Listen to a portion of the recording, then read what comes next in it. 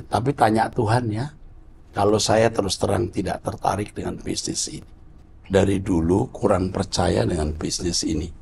Ini sektor realnya tidak ada. Jadi uang yang dibungakan, uang yang diolah, uang yang diproses menjadi uang. Lebih baik kita bisnis sesuatu yang produktif, yang menggunakan pikiran secara proporsional, fisik secara proporsional. Kepada kamu usia 19 tahun,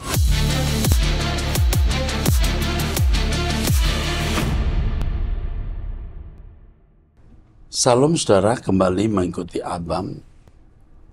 Kita memasuki episode 1142. Saya didampingi oleh Pendeta Dr. Alvin. Mari kita mulai. Pertanyaan pertama dari seorang wanita usia 19 tahun, belum menikah, tinggal di Kalimantan Timur, Jemaat GSKI. Shalom Pak, saya mau bertanya, apakah salah Pak kalau saya sisihkan waktu untuk main kripto, yaitu mata uang virtual yang keamanannya dijamin dengan kriptografi, yang fokusnya mencari profit dan modal dari gaji? Motifnya adalah saya ingin jadi perpanjangan tangan Tuhan lebih lagi, memberkati mereka yang kekurangan, melayani ke pelosok daerah yang tertinggal, dan impian saya suatu saat jadi relawan UNICEF ke Afrika. Iya. Saya dari dulu kurang percaya dengan bisnis ini. Sebab ini sektor realnya tidak ada. Iya. Jadi uang yang dibungakan, uang yang diolah, uang yang diproses menjadi uang. Lebih baik kita bisnis sesuatu yang produktif, yang menggunakan pikiran secara proporsional, fisik secara proporsional. Kepada kamu usia 19 tahun, kamu luar biasa ya. Jacqueline Florencia, kamu luar biasa nak. Dengan cita-cita menjadi relawan UNICEF sampai ke Afrika. Coba kamu punya keahlian yang lain. Tidak menjalani bisnis ini. Tapi ini saran saya, bukan saran Tuhan mungkin. Ya, tapi tanya Tuhan ya. Kalau saya terus terang tidak tertarik dengan bisnis ini. Ya, oke. Teruskan.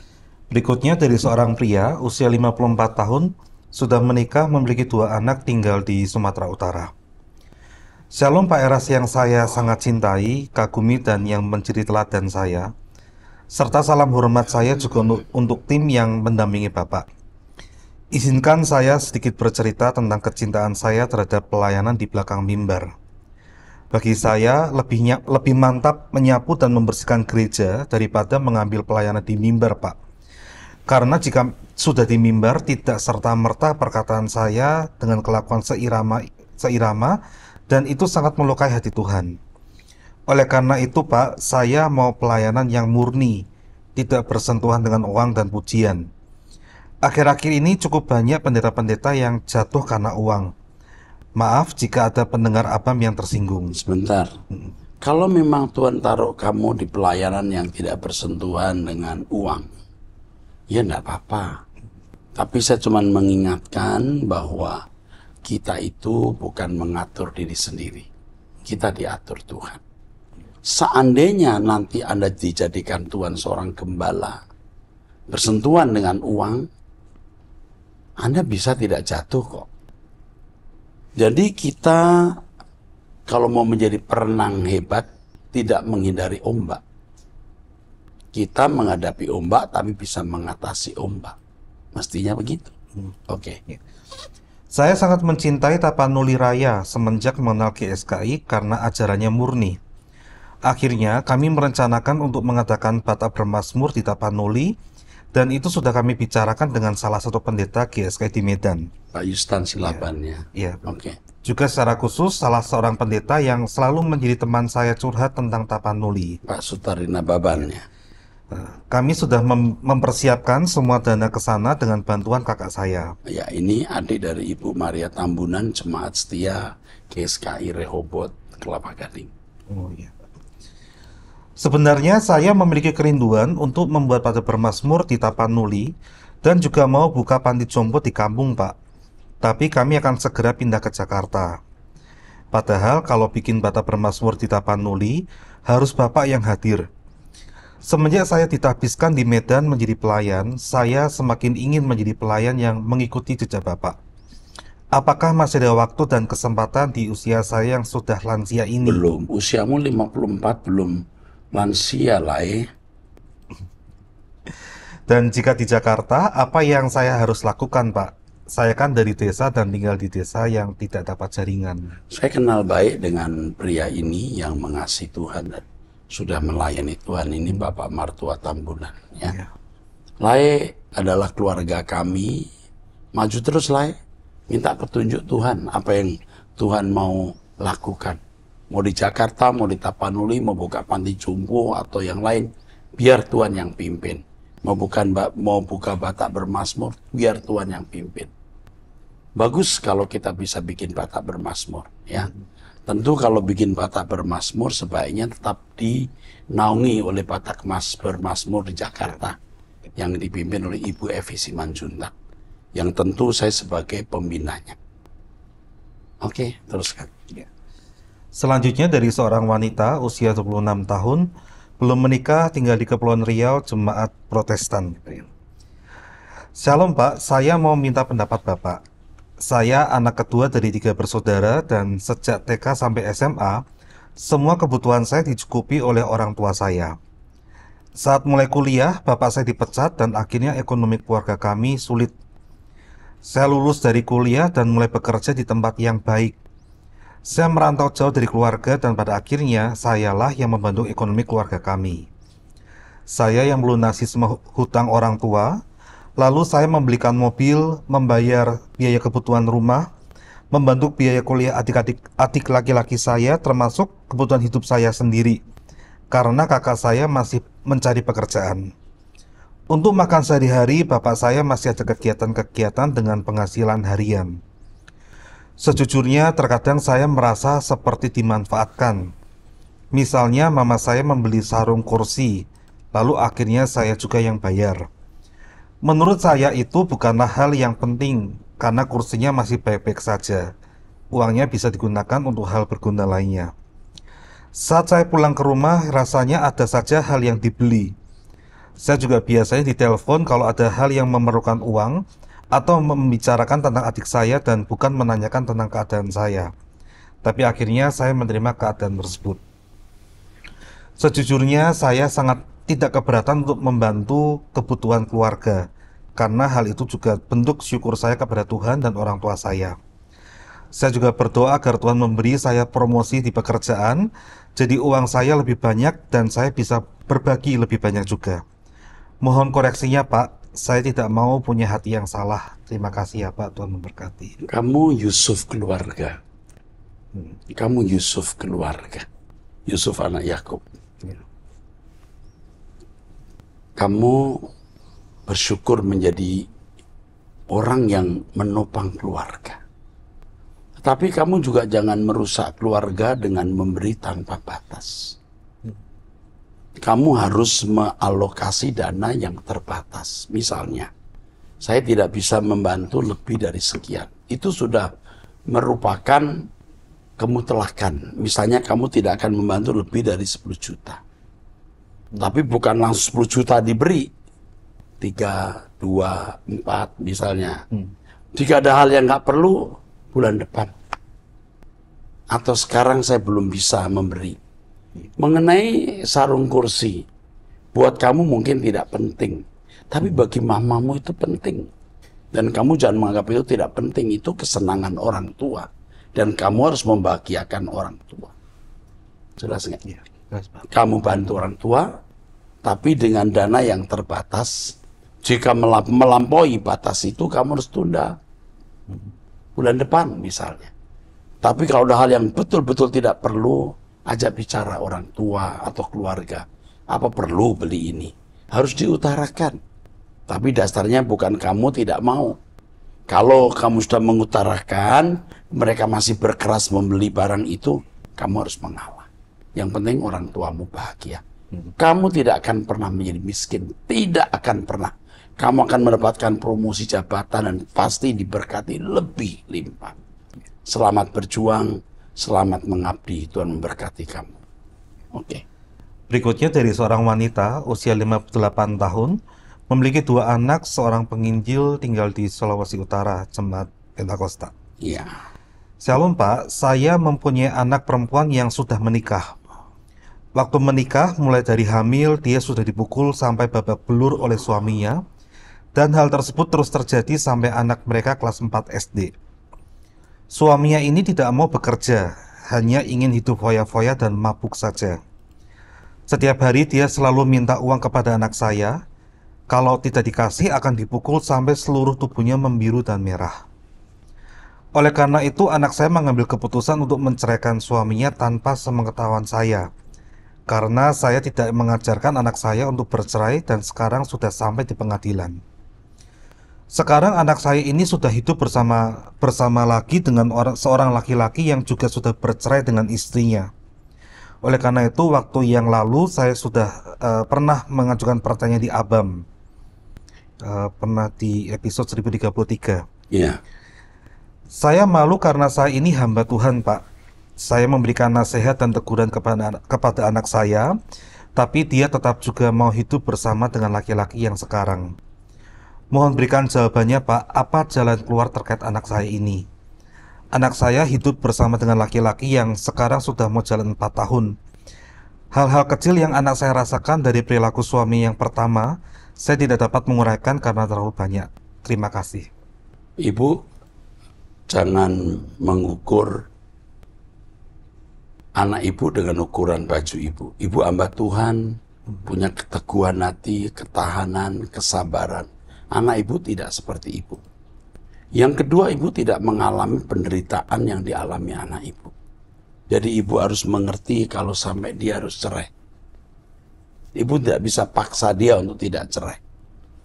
Mestinya kalau ibu tahu hal ini, jangan cerai, pisah dulu saja.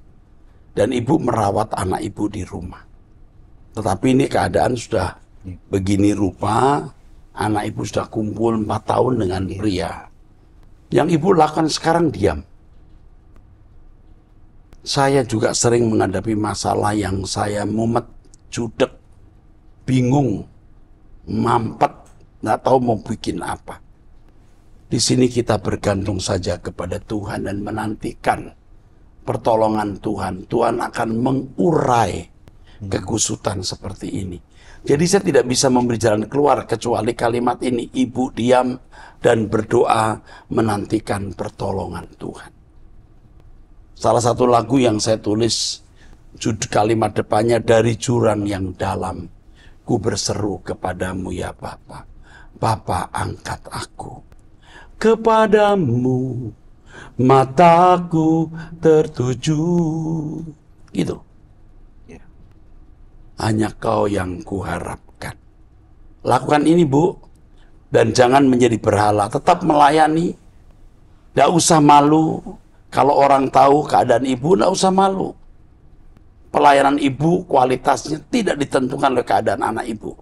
Setan mau menghancurkan pelayanan ibu. Ibu tetap menjadi penginjil, bisa menopang orang lain. Tuhan memberkati. Berikutnya dari seorang wanita usia 24 tahun tinggal di Jawa Tengah. Shalom Om Erastus Sabdono yang terkasih dan yang terhormat serta sahabat ABAM.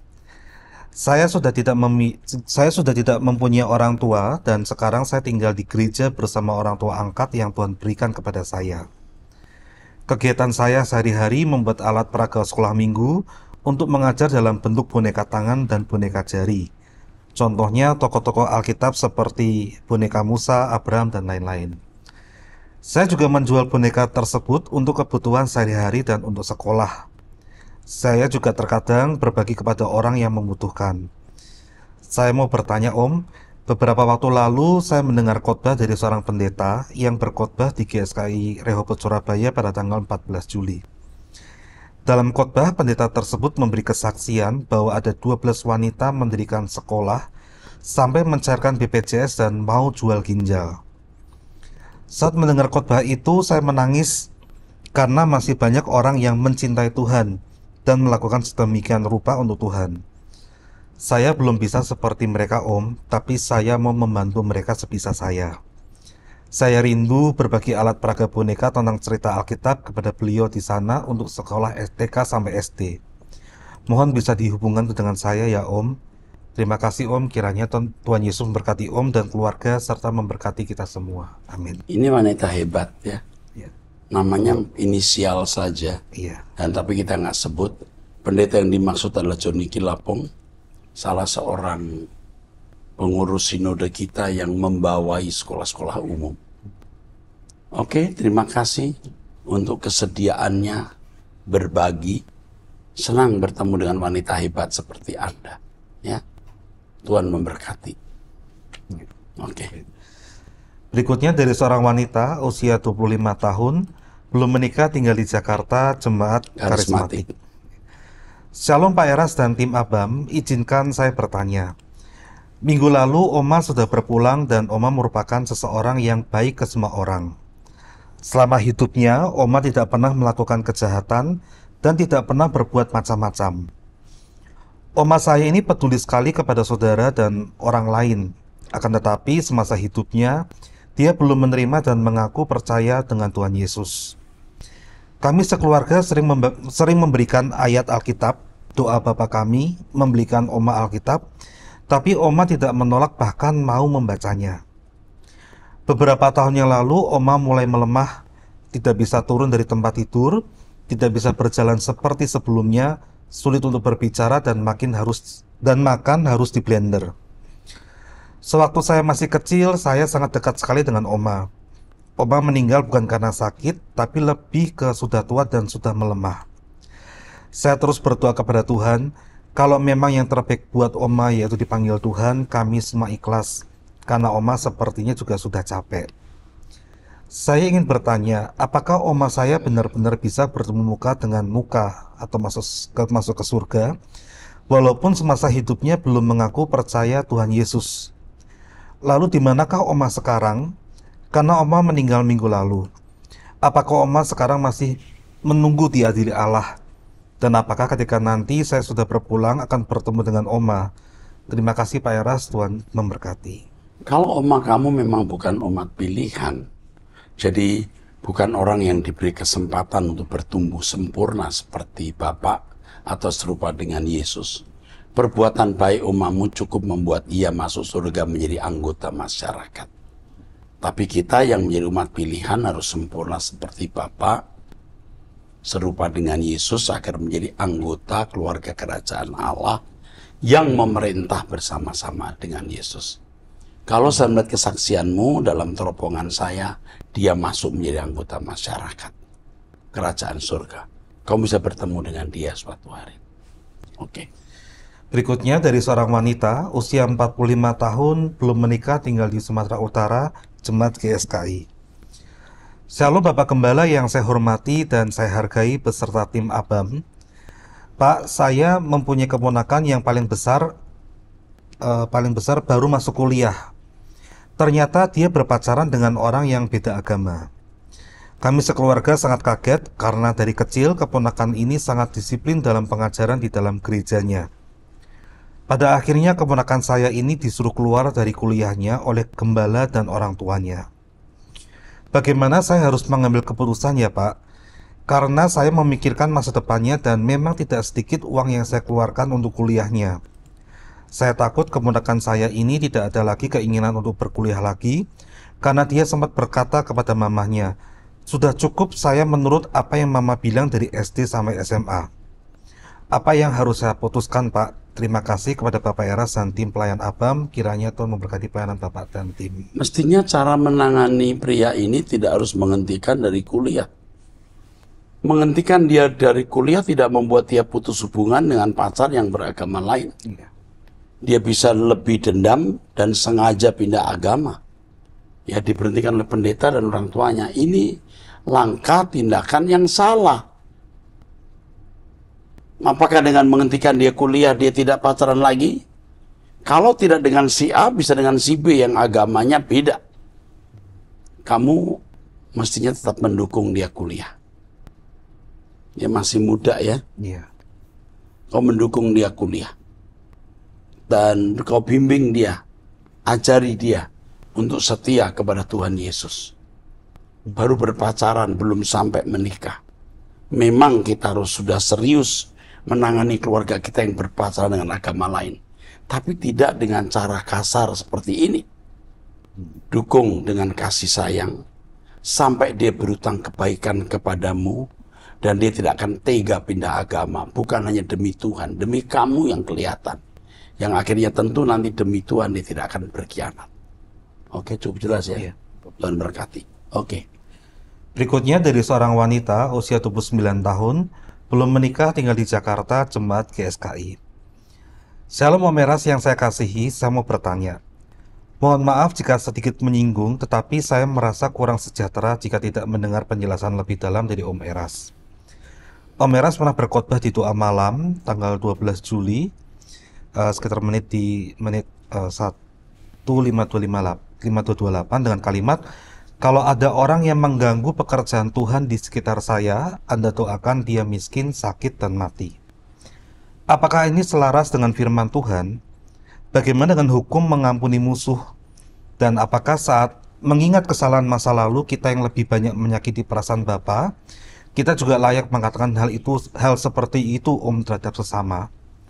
Mengingat Yesus saat di bumi tidak pernah salah, dia dihadang dan disiksa, tapi yang keluar melalui mulut Yesus adalah mengampuni mereka. Sekali lagi maaf ya Om, saya takut saya yang salah menafsir perkataan tersebut. Terima kasih atas waktunya Om Eras dan tim, Tuhan Yesus memberkati. Kamu salah menafsir dan tidak mengikuti semua perkataan saya. Saya mengatakan kalau ada orang yang mengganggu pekerjaan Tuhan di sekitar saya, koma. Bukan supaya dia sakit, doakan supaya dia miskin sakit, enggak. Ya, kalau ada orang yang mengganggu pekerjaan Tuhan di sekitar saya, ini komanya dari dia nih. Anda doakan, koma, komanya mesti setelah didoakan. Dia miskin, sakit, dan mati. Orang yang mengganggu pekerjaan Tuhan pasti Tuhan pukul supaya tidak mengganggu pekerjaan Tuhan. Tapi kalimat berikutnya ada, kita tidak, apa istilahnya? Menyumpahi. Kita tidak menyumpahi mereka. Ini kamu nggak tambahkan kalimat ini. Kita tidak menyumpahi mereka. Doakan saya. Maksudnya kita mendoakan bukan supaya orang itu miskin, sakit, dan mati. Doakan orang itu akan menjadi miskin, sakit, dan mati. Kita tidak boleh menyumpahi. Tapi orang ini bisa berkeadaan seperti ini dan pastinya bisa. Maka perlu didoakan. Bukan supaya miskin, sakit, dan mati. Ya memang ketika bicara tidak ada koma ya. Kalau ada orang yang mengganggu pekerjaan Tuhan di sekitar saya, Anda doakan, koma. Dia miskin, sakit, dan mati. Doakan orang-orang kasihan seperti ini. Kita tidak menyumpahi. Kalimat berikutnya begitu. Betul. Tapi kamu nggak tambahkan di sini ya. Jadi kita tidak boleh mendoakan orang menjadi miskin, sakit, dan mati. Orang-orang yang mengganggu pekerjaan Tuhan ini tidak menyerang saya secara langsung loh. Tapi mengganggu saja. Orang yang jelas-jelas menyerang saya secara langsung dan memfitnah saya secara langsung saja tidak saya lawan. Apalagi orang-orang ini tidak melawan saya secara langsung. Tentu tidak saya lawan. Apalagi didoakan supaya miskin, sakit, dan mati. Nah ini harus dilihat secara lengkap. Dan haters telah membuat kalimat ini merusak nama baik saya. Seakan-akan saya menganjurkan orang untuk mendoakan orang supaya miskin, sakit, dan mati. Bertahun-tahun saya dibully, difitnah bahkan. Saya diam, dan saya menjadi teladan bagi jemaat untuk tidak membalas kejahatan dengan kejahatan. 5-6 tahun saya membuktikan bagaimana saya tidak membalas kejahatan dengan kejahatan. Bagaimana mungkin saya mendoakan orang supaya miskin, sakit, dan mati. Jadi harus mengerti, kita doakan, bukan supaya. Tentu didoakan orang-orang seperti ini kasihan. Ya, cukup jelas ya? Cukup, Pak. Jangan. Tapi ini sebenarnya bagus juga, bisa menunjukkan siapa haters yang memang tidak punya nurani yang baik, yang hanya mau menyerang saja, menjelekkan nama baik. Malah saya dengar orang ada yang berkata, apa yang dalam pikiran orang Erastus ini? Oh, jahat loh, kok jahat? Lo belum tahu. You belum pernah hidup bersama saya, di sekitar saya. Orang yang jelas-jelas berkhianat di sekitar saya saja tidak saya serang. Saya mengampuni, melupakan, dan memaafkan. Bahkan ada orang-orang di sekitar saya yang marah, kenapa sih Pak Eras masih baik saja kepada orang yang jelas-jelas menikam Bapak? Loh, kita harus mengasihi musuh. Apalagi itu saudara kita yang bisa saja berbuat salah. Jadi tidak bermaksud mendoakan orang menjadi miskin, sakit, dan mati ya. Nak, berapa ini umurnya nih? 29 tahun, Pak. Oh, wanita NN. Terima kasih ya. Kamu jemaat GSKI Rehoboth Arta Gading, tentu Bapak Gembalamu tidak mengajarkan yang salah. Karena selama ini kan sudah diajarkan diam. Kita doakan orang ini miskin. Bukan supaya, nggak ada kata supaya loh ya. Jangan dipelintir ya, banyak orang pelintir. Ajarku tidak membalas mereka yang menyakitiku. Tapi dengan adanya viral hal ini, kita lebih hati-hati bicara nanti, ya. Dan kita juga bisa belajar untuk mengampuni orang-orang yang sekarang ini memviralkan kalimat ini hanya untuk menjatuhkan, ya. Mestinya dia datang dan mengenal saya tiap hari, ya. Dan punya nurani manusia seperti saya ini, manusia dipimpin Roh Kudus atau tidak. 5-6 tahun saya dibully, tidak pernah balas. Masa sekarang mau membalas? Yang orang-orang ini juga tidak langsung menyerang saya kan, hanya mengganggu pekerjaan Tuhan. Oke, saya kira cukup. Cukup jelas, nggak mau ditambahkan? Cukup, Pak. Cukup ya. Oke, terima kasih. Terus berikutnya dari seorang pria usia 49 tahun, single, seorang karyawan. Shalom Om Eras, Shalom yang terhormat Pak Erastus. Belakangan ini saya sering takut untuk berdoa dan berkata, Tuhan, Engkau kebahagiaanku. Tuhan, Engkau segalanya bagiku dan hanya Engkau yang kubutuhkan. Seringkali ketika saya berdoa seperti itu, seperti ada yang bicara, ah, bohong kamu, yang benar, ngomong doang gitu. Mungkin itu hati nurani saya ya Pak, saya juga tidak tahu. Oh, saya juga mengalami itu. Tapi ya sekarang saya tidak peduli. Bahkan kita berani berprinsip, aku tidak akan berbuat dosa lagi. Kalau ada suara, nanti kau bikin dosa lagi, kita balas. Kalau aku bikin dosa lagi, aku minta ampun. Dan aku tidak berniat, betul-betul tidak berniat, tidak bermaksud berbuat dosa lagi. Oke, terus. Tapi memang saya rasakan saat hidup saya sedang bermasalah, saya sering curiga dan merasa Tuhan diam saja dengan keadaan saya. Itu juga suara negatif di dalam diri kita. Kita harus tahu ada suara-suara negatif seperti itu di dalam diri kita. Termasuk suara itu. Oke, terus. Jadi saya maaf, juga pada waktu kita berdoa, seringkali ada suara-suara seperti itu yang mengganggu kita. Itu suara kedagingan kita. Oke. Jadi saya merasa bahwa Tuhan memang belum jadi kebahagiaan saya atau satu-satunya yang saya butuhkan, Pak. Harus berani berkata, Engkau kebahagiaanku Tuhan. Kalau belum, tolonglah aku untuk bisa menjadikan Engkau kebahagiaanku. Begitu. Terus. Akhir-akhir ini doa saya, baik ketika onsite ataupun online, seperti mentok di plafon, Pak. Saya tahu kondisi ini tidak boleh dibiarkan berlarut-larut, jadi itu sebabnya saya mohon nasihat dari Bapak. Kondisi kamu ini sebenarnya warning bahwa kamu harus mulai moving to the next level. Ketika kamu berjenuh, kamu mesti naik ke level yang berikut. Jam doamu harus kamu tambah. Jam puasamu harus kamu tambah. Jam membaca Alkitab harus ditambah. Usahakan onsite bukan online. Jika kamu menambah kegiatan ini, kamu bisa bergerak. Dan kamu akan bisa menghilangkan kejenuhan. Dan kamu tidak akan mentok. Oke? Sampai jumpa di episode yang akan datang. Tuhan berkati.